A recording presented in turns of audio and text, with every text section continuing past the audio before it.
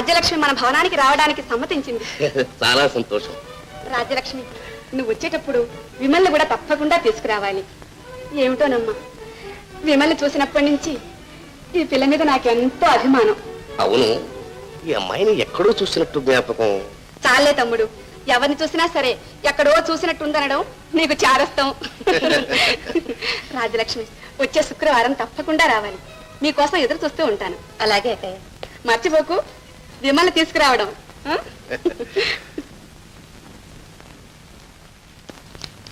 విమలా, విమలా, ఏమిటమ్మా నీకు ఉత్తరం వచ్చింది? ఈ దస్తూరి ఎక్కడో చూసింది. నాకు ఎక్కడ చూశాను? అబ్బే, ఎక్కడ చూసిండమ్మా, ఇలా ఇవ్వండి.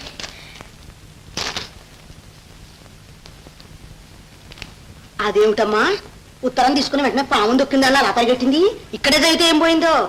విమల, పడవ ప్రమాదం తర్వాత స్పృహలేని నన్ను బెస్తవాళ్లు కాపాడారు. రాజ్యలక్ష్మి నిన్ను తీసుకువెళ్ళినట్లు వాళ్లే చెప్పారు.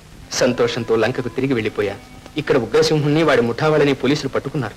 అమ్మా, నువ్వు నా దగ్గర లేవనే దిగులు తప్ప మరే బాధ లేదు. కానీ నన్ను గురించి నువ్వేమీ ఆందోళన పడకు. విమల, నిన్ను నీ తల్లి దగ్గర నుంచి విడదీశాను. అయినా విధి నిన్ను మళ్ళీ నీ తల్లి దగ్గరికే చేర్చింది. నా రహస్యాన్ని మాత్రం నువ్వు కాపాడతావని ముమ్మాటికి నమ్ముతున్నాను. ఇట్లు నీ ప్రియమైన తండ్రి.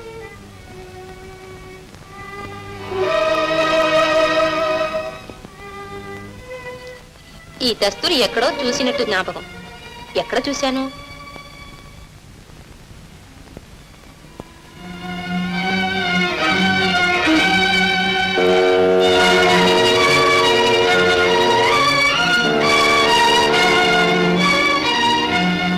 ఏమిటమ్మా, ఏం చేస్తున్నావు? ఏదో కాలుతున్న వాసన వస్తుంది. ఏదైనా గుడ్డ అంటుకుందా?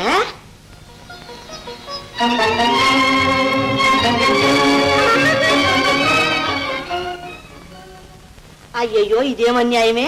శుభం వల్లే వచ్చిన ఉత్తరాన్ని కాల్చేసుకున్నావు. చూడమ్మా, దాన్ని అంత రహస్యంగా ఉంచాలంటే నా చేతికి ఇవ్వకూడదు. మళ్ళీ నువ్వు ఎప్పుడు అడిగితే అప్పుడే ఇచ్చేదాన్ని. ఏం పిచ్చి పని చేశావమ్మా. అన్నట్టు ఆ ఉత్తరం ఎవరి దగ్గర నుంచి వచ్చిందమ్మా? సిగ్గుపడకమ్మా. చూడు, చిన్నతనంలో అంతా ఇంతే. ఇదిగో 10 ఏళ్ల క్రితం నాకు ఇలాంటి ఉత్తరాలు వందలకు వచ్చేవి రోజుకి.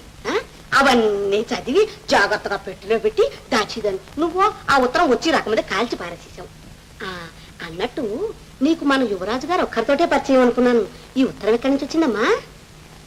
ఇదిగో, ఇలాంటి విషయంలో నీకు ఏ సహాయం కావాలన్నా నాతో చెప్పు, క్షణంలో చేసేస్తాను. అలాగా, చాలా సంతోషం. ఇప్పుడు ఒక చిన్న సహాయం చేసి పెడతారా? చెప్పమ్మా వెంటనే. నువ్వు దయచేసి తక్షణం ఇక్కడి నుంచి బయటికి నడవండి. ఎంత మాట అన్నావే, ఎంత మాట అన్నావే? ఇంతవరకు నన్ను ఎవరో అనని మాట అన్నావు. ఉండు నీ పని చెప్తాను. నా కళ్ళారా చూశానమ్మా.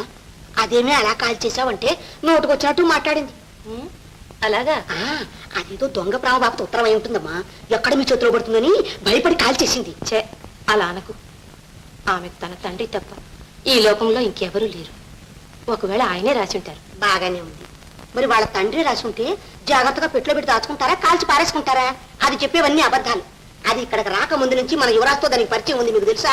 ఏమిటి, విజయంతోనా? ఆ వేళ తోటలో అది మీ తమ్ముడితో ఏకాంతంగా అంత చనువుగా మాట్లాడడం చూస్తే మీకు తెలిసేది. విజయుణ్ణి నేనే కదా పరిచయం చేశాను. ఏదో సరదాగా కబుర్లు చెప్పుకున్నారేమో. నీకన్నీ కథల్లాగే కనిపిస్తాయిలే.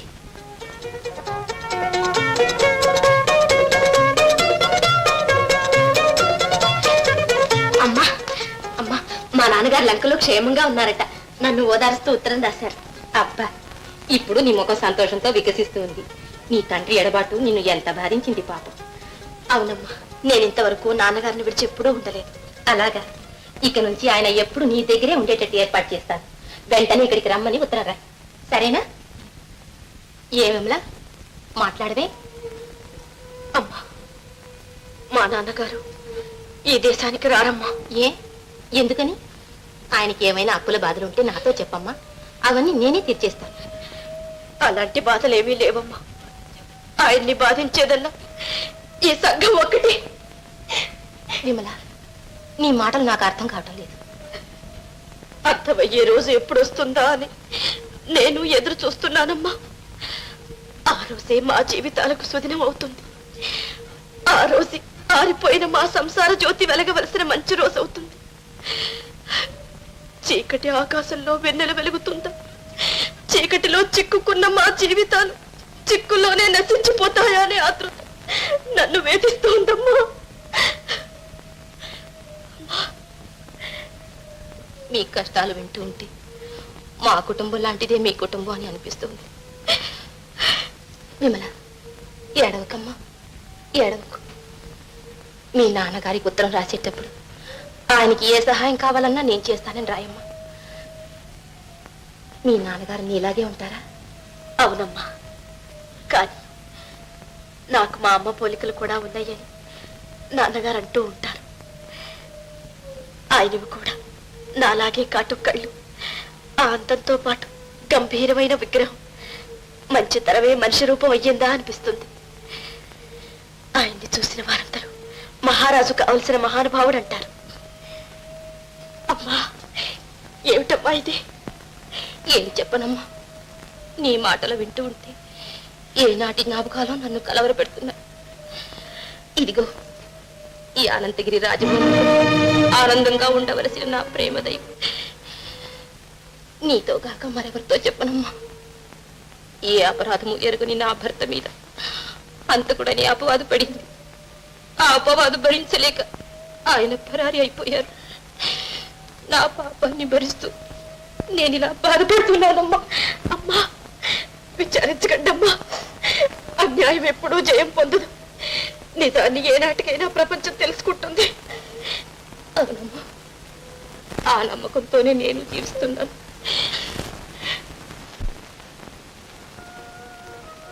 యువరాజా, విమల, యువరాజా, మా నాన్నగారు లంకలో క్షేమంగా ఉన్నారు. అలాగా? అవును, ఇవాళే ఉత్తరం రాశారు. అబ్బా, ఇప్పుడు నా ప్రాణం లేచి వచ్చింది. అబద్ధం అడగండి. అయితే ఇన్నాళ్ళు ప్రాణం లేకుండానే ఉన్నారా? అవును విమల, ఏనాడు నిన్ను చూశాను ఆనాడే నా ప్రాణం నా స్వాధీనంలో లేకుండా పోయింది. చాలండి వేళ. వేళకోవడం కాదు విమల, నిజమే. ఇప్పుడే ఉత్తరం రాసి మీ నాన్నగారిని ఒప్పించి మా అక్కయ్యతో చెప్పి పెళ్లికి అన్ని ఏర్పాట్లు చేయిస్తాను.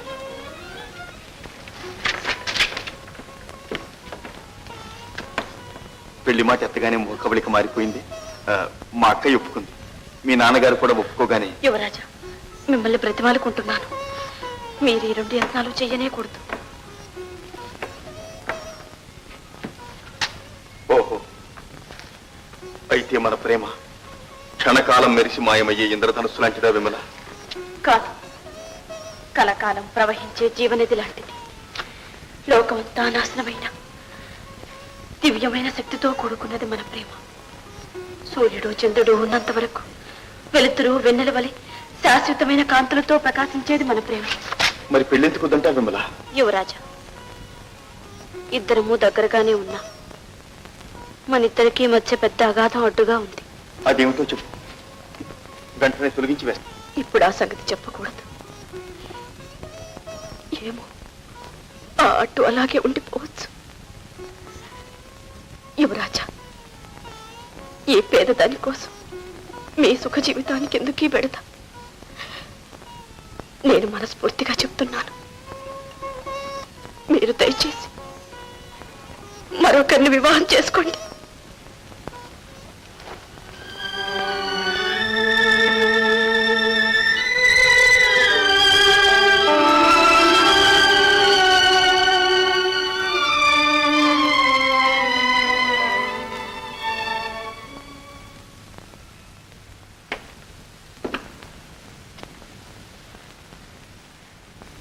పిచ్చిదాను,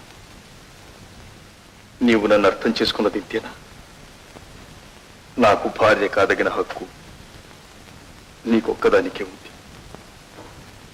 మరెవ్వరికి ఈ హృదయంలో స్థానం లేదు. నా కోసం కాచుకుని ఉంటానంటారా?